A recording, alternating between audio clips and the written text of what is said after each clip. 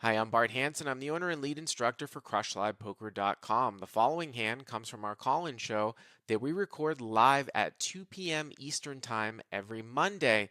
If you enjoy this video, hit that like button, and if you want to submit to be on the show, take a look at the information in the description. So this is Um, in the no limit round. Okay. Yeah. this is a no limit round. We are 4,500 effective. Yeah. We're in the big blind. What I emailed you, the stacks are a little bit off from what they actually were. But anyway, we're in the big blind. There's an under the gun limp. There's two limps to a middle position player who opens to 100.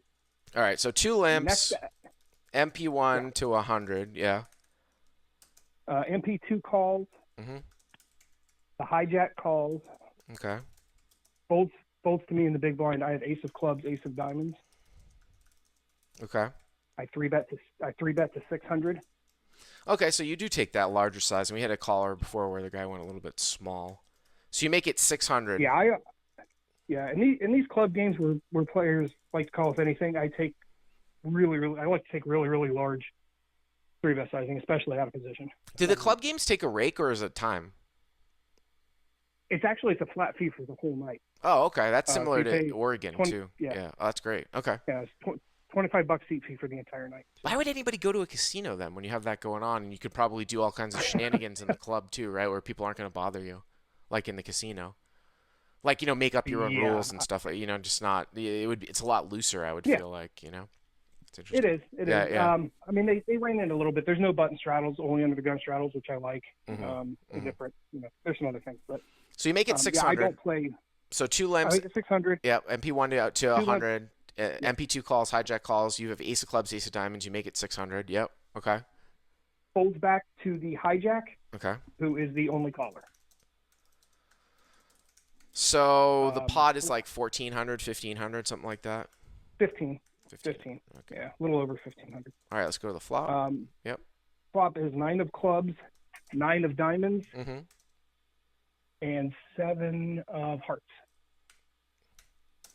So remember, so the hijack is double flatted here, right? Like MP1 made it Yep. 100. He overcalled and then Yep. called again. I don't know if he's a fun player, but of course, we've talked. He's actually probably the best player at the table. Okay, that's Including interesting. myself. Like I think he's good. Well, that's interesting Um, because he has somewhat of a collapsed range. And again, as I've talked about this actually in some other calls here too, the theory here, we'll talk about the board texture here in a second with 997, but the theory here would be, let's say you just had an A plus board, like it came out like 3 deuce deuce or something, right? Like and you have like the opposite suits of the deuce. So like there's no way he's going to have like a deuce ever, right?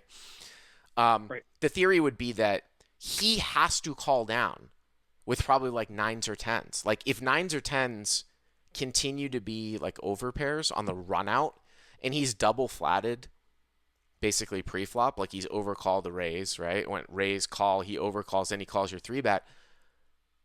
The theory is that he would have to just call down with tens or nines, right, to the end for his entire stack, because what other hands is he going to arrive with on the river that are stronger than that, besides whatever boating up if he has a smaller pocket pair, like if it comes 5 or 6.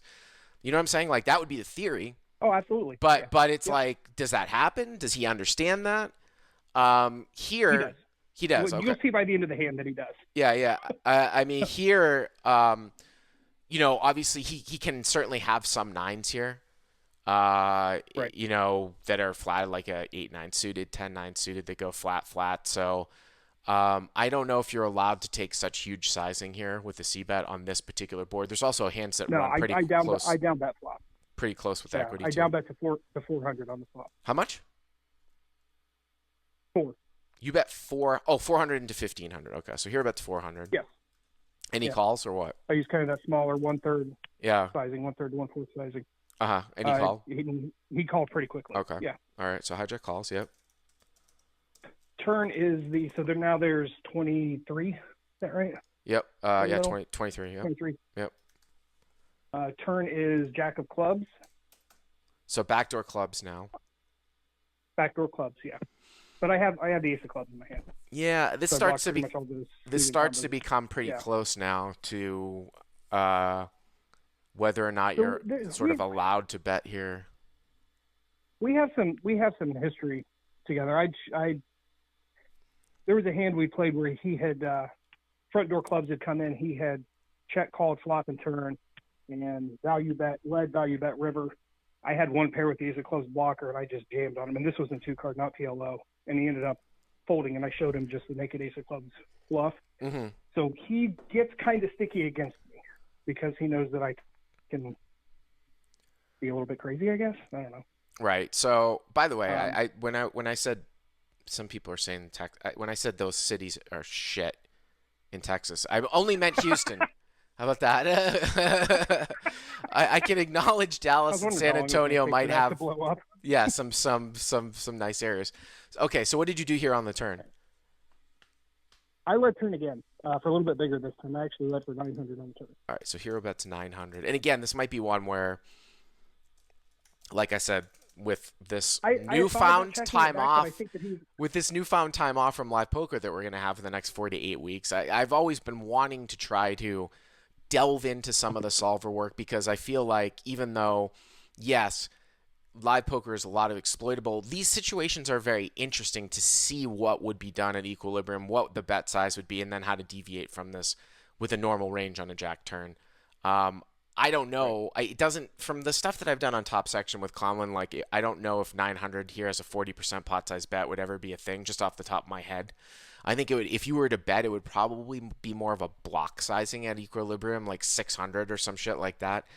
Again, that doesn't necessarily mean it's right. I'm just pointing that out. No. Yeah. So you make it you bet 900. But if I have right. Okay. And my thinking was that if I have the ace of clubs in my hand, that he's not blocking the nut flush draw when that card shows up. If I am squeezing with a hand like ace king of clubs, ace queen of clubs, ace 10 of clubs, ace 4 of clubs, any of the suited ace of clubs combos, he doesn't block any of those hands that I can have in that spot, right? Right. And so at that point, if he's not blocking the bluffs, I'm targeting to try to get him to continue to call with hands like, well, sevens is a flop full house, but with hands like eights, sixes, fives, fours, occasionally tens that he didn't 3-bet himself pre-flop. Man, I mean, he's not supposed to call with any of those hands. He's going to call with 5 sixes on 997 jack on the turn.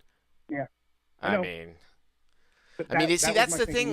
That's the thing with this, trying to like solve for equilibrium, whatever that YouTube channel is. Like, if he's calling with those hands, then it just puts the entire hand out of whack. Like, the entire hand is out of whack. Let's move along here. So hero bets 900. What did he do? What does he do? Yeah. He calls relatively quickly, thinks for maybe 30 seconds and calls. All right, so now the pot's 4,100. River right? is All right. Pot's 4,100. I have about 25 in my stack, 24 in my stack. Right, because you put in 9 and you put in 4, River. and right, so you've got you 2/3 of a pot size bet, a little bit less, 60 to 70%, something like that, right? Right. Okay. Yep. Right. Yep. River is the 4 of hearts.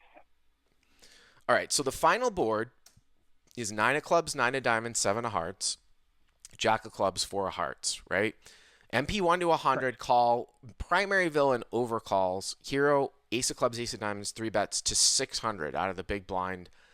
Preflop raiser folds, fold, hijack calls. So he's basically double called, double flatted. We've talked about collapse range. Heads up, 997, hero bets 400, call. 2300, turn jack of clubs, hero bets 900, call. 4100. This is for the podcast listeners.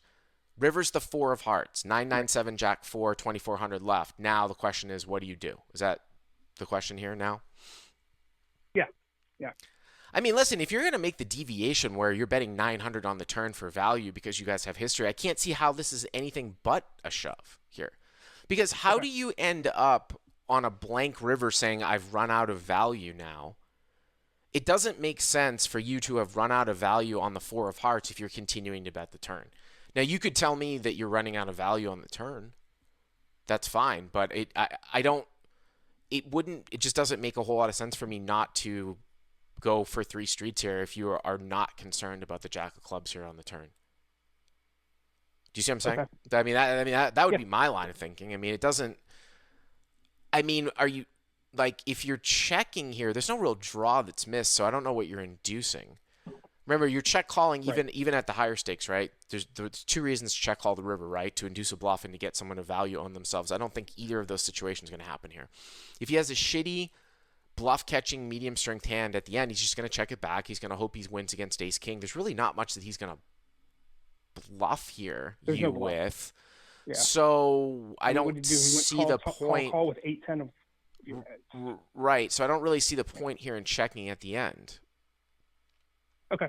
Yeah, I yeah. didn't. Okay, yeah. I shoved. Uh, I shoved, hmm and he snap called with pocket fours. With pocket fours. Yeah. Wow. Yeah, called all the way down to 2 out of me. I mean, I mean, obviously, like I said, you go for a deviation, then you probably start. Well, it's interesting, right? Because if you start sizing up even more, does that mean he's going to fold or call? But it looks like you get the most value. So what if he had pocket threes, or say the river was a three? Would he have called at the end? He told me that he didn't need to fill up to make the call. That as long as there was no ace, king, and maybe no queen on the river, that he was calling no matter what happened on the river. That he was calling what he happened just put on me the on river. a stone cold. Yeah, he just put me on a stone cold ace X squeeze, some garbage hand that I was just squeezing with pre-flop. I mean, then you got to take this guy for value like every single time, right? You see him, right? I mean, again, this is probably a really good example of how you would deviate from what would be very, very close to, equilibrium, right? Because it's just not, Right. It's so far off, right? The guy's so far off, you just have to, Right. lead yourself to more stuff. So, anyways. Okay. I just wanted to make sure that it was kind of a dual line check, both sizing and a bet it all on the turn, and then Right. the decision, I guess. Right. Anyways, thanks for the call. Okay. If you like what you've seen here, please hit the subscribe button. And if you enjoyed this call-in hand, hit the like button down below. To check out crushlivepoker.com, click on the link in the description. Use the code YTA300 to get the first 30 days for free.